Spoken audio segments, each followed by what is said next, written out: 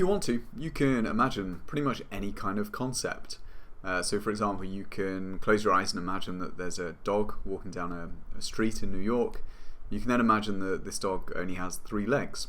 You can then imagine that you put the 4th leg back onto the dog. You can imagine that this dog has a sweater.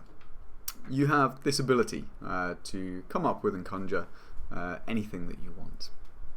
And in this section, we're going to focus on the topic of imagery and perception, and especially a debate about the distinction between these two processes. So whether they are underpinned by the same neural regions, whether they involve the same processes in the brain. And we're going to focus on this debate because not only is it interesting in terms of the insights about imagery, but it also illustrates how we can bring converging methods to address and answer a particular research question. Hi. Now, when people are doing the sort of visualization exercise that I described of imagining a dog walking down the street, people often have the experience that they're conjuring up this image with their sort of mind's eye, and assume that this visual imagery resembles visual perception. But is this true? Is this the case? And the question of whether imagery and perception involve the same or different processes, again, it's been one of the sort of more contentious issues in cognitive psychology.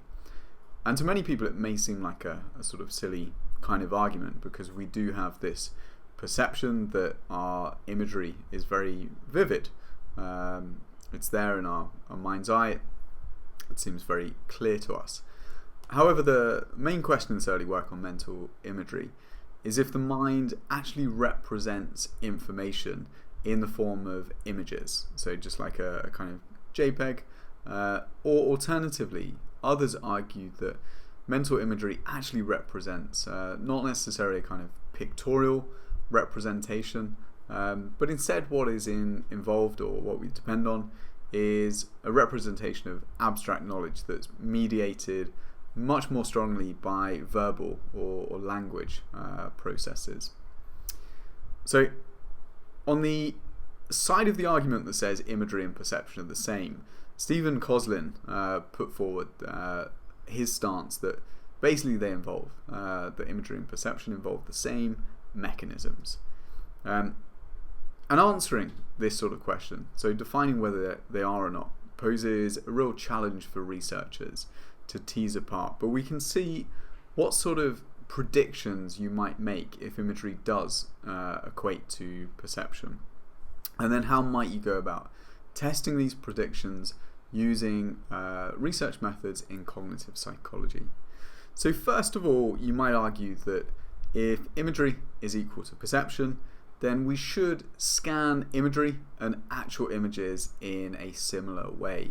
So if I tell you to look around a visual scene in front of you, the way that you would scan it should be the same as if you close your eyes, imagine that scene, and then I ask you to search around the imagery.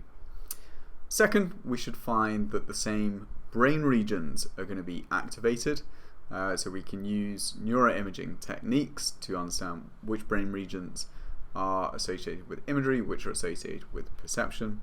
And third, we should find if patients have damage to regions of the brain that are responsible for perception, then this should lead to impairments in their ability for imagery. What evidence is there that imagery and perception are the same? So one comes from evidence that suggests we end up scanning imaginary and actual images in very much the same way.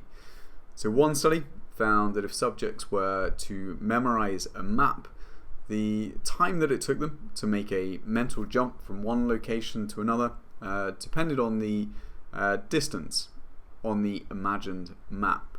So if it's depending on the distance, we must be storing some sort of mental image or mental representation that is very similar to the same visual image that would appear when we're looking at the map. And it's taken us a similar length of time to traverse our mental image or mental imagination of this.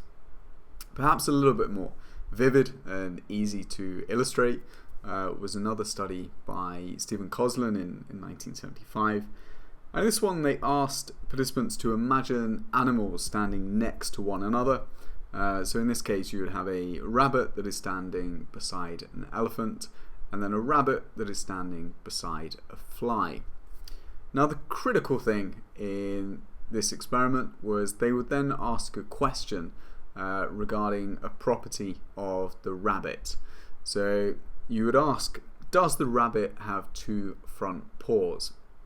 Now, if the way that we're representing the rabbit in our mind is similar to the way that it would be represented in visual perception, so if we're maintaining that sort of relative proportion that the elephant is large and the rabbit is small, whereas the rabbit next to the rabbit's big and the fly is small, we would expect to find that people are much faster to respond to this question when they've been asked to imagine the rabbit beside the fly, and that's exactly what you find.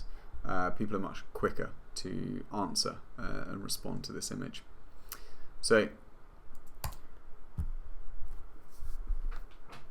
we also find evidence that the same brain regions tend to get activated for imagery and perception.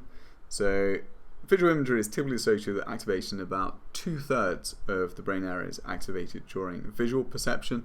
So again, not exactly the same regions, but there's a large degree of overlap. So on the images on the right hand side here, on that far left column, what you're seeing illustrated is roughly which area of the brain, so which section are we slicing down, and it's going to be illustrated. Underneath the perception column, these are the regions that light up for perception. Under the imagery, these are the regions that light up for imagery. And then on the far right hand side, we are subtracting what regions are active for perception minus those that are active for imagery. So in other words, which regions are just unique to perception. And you can see there's not many. There's only a few regions that are sort of not overlapping between the two. So thinking about a telephone activates some of the same brain areas as seeing a telephone. We then have the question of brain damaged patients with impaired perception should also have impaired imagery. So if you put TMS over the visual perception areas, so Brodmann's area 17, you find evidence that this impairs people's imagery ability. Okay, let's listen to a quick interview with Stephen Coslin talking about the difference between imagery and perception. So it turns out that if I ask you to close your eyes and visualize Mickey Mouse and tell me what shape his ears are. So most people can tell you they're round, and they report that they visualize Mickey Mouse. They see him in their mind's eye, as it were. It turns out that about 92% of the same parts of the brain are activated when you do that kind of thing, when you visualize something with your eyes closed. That's when your eyes are open and you're looking at something similar. I mean, it's amazing how similar the systems are that are activated by the act of visualizing with your eyes closed, mental imagery, and actual perception, where you're registering things that are outside. So the analogy that I use to make the distinction is that perception is like where you have a camera and you see what the camera is aimed at on a screen. And imagery is like where you have a DVD that's been recorded previously and you play it back and it comes up on the screen. Now that's a flawed analogy because imagery is much more constructive. It's not just playing something back, it's putting it together actively. And so for that matter is perception. We're not just like cameras that are registering accurately what's out there. Our beliefs and expectations color what we see. So both kinds of activities are constructive, but imagery's probably got a larger percentage. It's less constrained by the information coming in than perception is.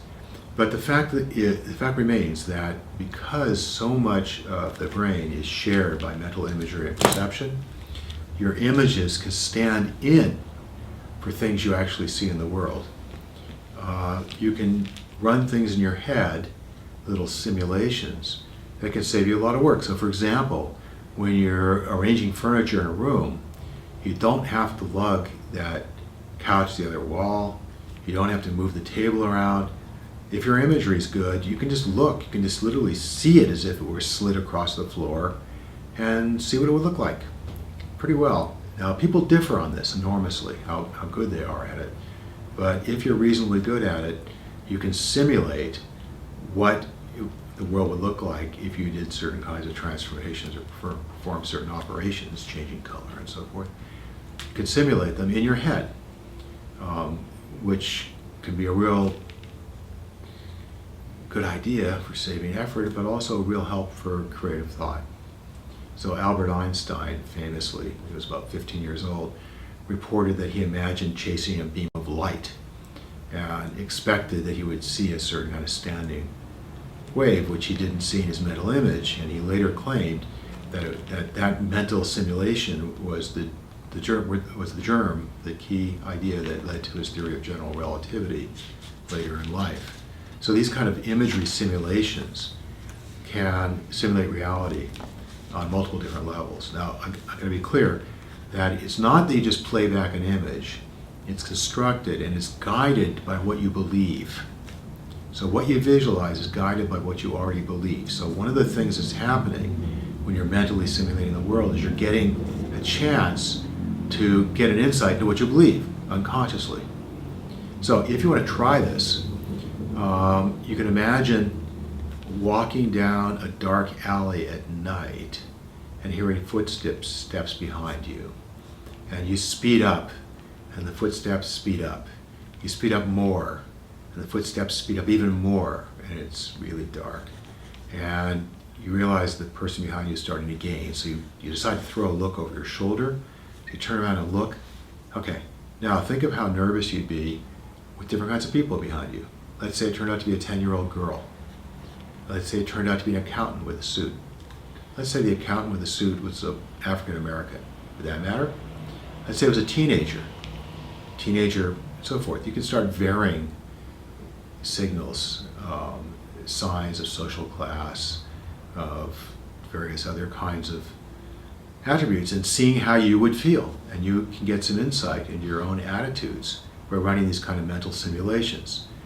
So the mental simulations not only allow you to see what the world would look like if you changed certain things, but they allow you to get a sense of what your own reactions would be to specific kinds of situations in the world. Whilst we could make the argument that imagery and perception involve very similar neural regions and similar processes, there are some important differences that we have to recognise. So one of these is, as Stephen Coslin alluded to, is the difference in where this imagery or perceptual process comes from. So imagery involves us forming a mental representation without us having any stimuli there. So in order to do this, you have to be basing it on top-down processes. So you're consciously and intentionally forming an image of something, and you've got to draw that knowledge from long-term memory. Whereas our perceptual processes are largely driven through bottom-up detection of visual stimuli. I mean, it doesn't have to be visual stimuli. We can also have perception for the touch or feel of things, and we can imagine the touch and feel of things. But generally, we're thinking about visual imagery here. It's also the case that imagery likely involves drastically simplified structures. So we're going to see some examples in a minute where we often have an illusion that our imagery of events is creating this kind of rich and vivid picture, but when you drill down into how detailed our imagery is, it often turns out it's much more simplified than we think it is. So it's also true that if imagery and perception are exactly the same processes, then brain damage that should have similar effects on both perception and imagery, but there are some cases where we get brain damage that cause differential effects, impairing one but not the other. So there's some patients that have intact perception with impaired imagery ability. One of the explanations, the reasons that would be the case, is that if we're engaging in imagery, we need to draw information from long-term memory. So you need to consult our mental representations that we've stored of what an object looks like. And if you've got damage to the ability to access these stored representations, which is generally in the temporal lobe, that would explain why you have problems with imagery, whereas that's generally not something that we need to do during perception. It may be the case that we often do it, but we don't necessarily need it for perception. Okay, so I mentioned earlier that often our imagery involves drastically simplified representations. Let's do a little thought experiment to explore some of the limits of our imagery. So try your best to follow along with this. What I want you to do is imagine you have a cube. So imagine a relatively large cube that you're holding. Now I want you to imagine that you attach a piece of string to one corner of that cube, so it's nice and tight on there, and then you just hold up that bit of string. So what you're left with is this cube that's dangling down, suspended by one corner. This shouldn't be too tricky, eh? You can all imagine that. And then imagine putting a horizontal intersection, so a horizontal slice through the cube. You can take one of those really sharp knives that get advertised on TV that slice through anything. Just imagine you like swung through and you've cut this cube in half. Now, with your cube that's cut in half, stand over the top of it and look down. And see what is the surface that is appearing. So what's the shape of this cut surface when the top is cut off? And particularly, how many sides do you think it has? This should be pretty simple, right? We've got one of the simplest objects that you could ask for. It's a cube. All we're doing is making a slice through it. Does it have 4, 5, 6, 7, 8 sides? Now, I think this is a good example because most people find this incredibly difficult to work out exactly what it would be, despite the sort of simplicity of it. If you look at the visual illustration here of what would happen, you would end up with a 6-sided regular hexagon. If you can't see that for the depth, I'll give you another example of, so this is a cube that again has been suspended from one corner and sliced across the equator of it, and you end up with this 6-sided object that appears. I mean, if you got it, well done, but the interesting thing is that the majority of people just don't get this correct. The intuitive response is that, yeah, you'll end up with a square. It'll be a 4-sided object. So what does this suggest? It suggests that imagery is often consisting of us making very simplified structural descriptions rather than necessarily having a really rich representation of the objects that we hold in memory. Okay, before we leave the topic of imagery, let's just try one more example that I think is going to illustrate for even those of you who think that you can create rich and detailed images. When we start to explore more deeply how much we can attend to the various details of those images, you might realize that the detail and the content is often severely lacking. So what I'd like you to do for this example is just to close your eyes and keep them open and imagine a tiger. So again, picture this tiger as vividly and in as much detail as you possibly can. Take a second to do that. Now you've got your best, rich, vivid, detailed tiger coming to mind. Now I want you to explore that image that you have of the tiger. And start by asking yourself, how many stripes does your tiger have on its chest? Could you answer that? Do you find yourself now suddenly constructing stripes, or were there definitely stripes there beforehand? And we all know that a tiger has stripes on it. Now, what direction do these stripes run in? If we've got a rich and detailed image of the tiger, we should all have these stripes in there. They should be running in a pretty clear direction. If we put them in some direction, now focus on that little bit between the sort of tummy and the legs, and how do those stripes meet there? How do they meet at the back legs? Now typically when you do this, this sort of starts to expose the limitations of our perceptual ability. And we don't have clear answers to many of these questions. And if you do, I think a lot of the time we end up inventing them on the fly.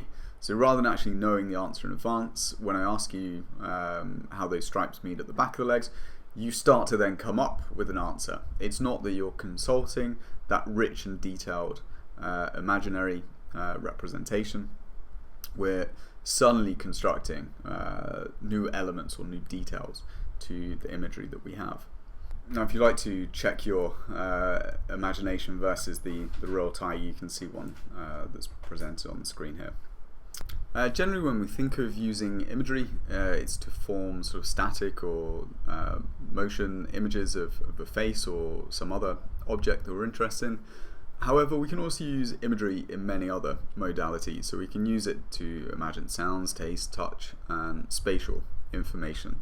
And I think this latter one is one of the sort of particularly important areas, is this ability to imagine what would happen if some object were rotated to one orientation or another. So this is an ability that you would use surprisingly often in your daily life. So let's try an exercise of a task where you would expect that it will require some mental rotation in order to solve these problems. So I want you to look at the pairs of objects that get presented below and decide whether each of these figures are the same or different. So are those both the same on the left and the right? Is that the same? And are these the same? So A and B with the same objects at either an 80 degree rotation, whereas object C, those two objects are different from each other. And if we wanted to test whether this actually requires you engaging in some form of mental rotation, because you could argue that you just look at those two objects and it automatically pops out that they are different from each other. But if I wanted to prove that what is actually going on when you're making that comparison is you are taking one of those objects and rotating it mentally in your head, one of the ways you could do that is looking at how do people's reaction time differ depending on the amount of rotation that's required. So that was exactly what was done by Shepherd and Metzler. So again, it's a relatively famous study that was done here, and they plotted in this figure here the degree of rotation along the x-axis, so ranging from 0, where you've got exactly the same image being presented, to 180 degrees, where it's flipped around in complete reverse. Along the y-axis is the time that it takes people to make a decision that it's the same or a different object that's there. And you can see almost a kind of linear, this data is almost too good to be true. There's almost a linear relationship there between the degree of rotation and the time that it takes you to decide. So it's pretty clear insight that this must be reflecting some mental process of us sort of manually and almost slowly rotating the object around in our head until we can see it in the same orientation as the other object. And similar effects were found by another study by Cooper and Shepherd. So in this study, a slightly more simple stimuli, they gave letters that were then rotated at different angles, and in some occasions were then mirrored, so sort of flipped over in a mirror image. And your task in this experiment would just be simply to judge, are you looking at the letter in its normal orientation, or are you looking at it in its backward mirror image flipped version? And you see a sort of steady increase in the reaction time it takes, moving from when it's presented at the 0 degree. So when you're making a discrimination of the letter R when it's presented normal versus its flipped mirror version, if it's upright as you might see on a text, we're super quick to decide on that. You can do it automatically. But the more that you tend to rotate this around, the longer it takes people to answer this question. So again, pretty convincing evidence that we're having to do some sort of mental rotation process in order to solve this issue. And again, mental rotation is an essential part of spatial ability, so particularly for navigation. So what I want you to try and hear is, if you imagine that you are standing at Pirates Cove and you are looking directly at the restaurants, where, if you had to point right now, where would be the valley of fear? What direction would you need to point in?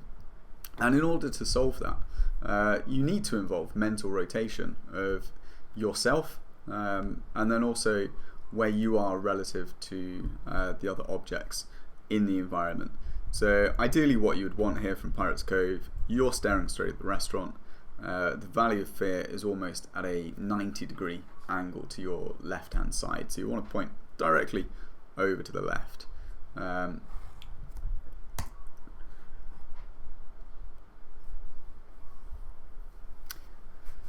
So a controversial topic in mental rotation literature, and something that might often come up in car arguments when you're trying to navigate towards somewhere on a map, is, are men or women better at these mental rotation abilities?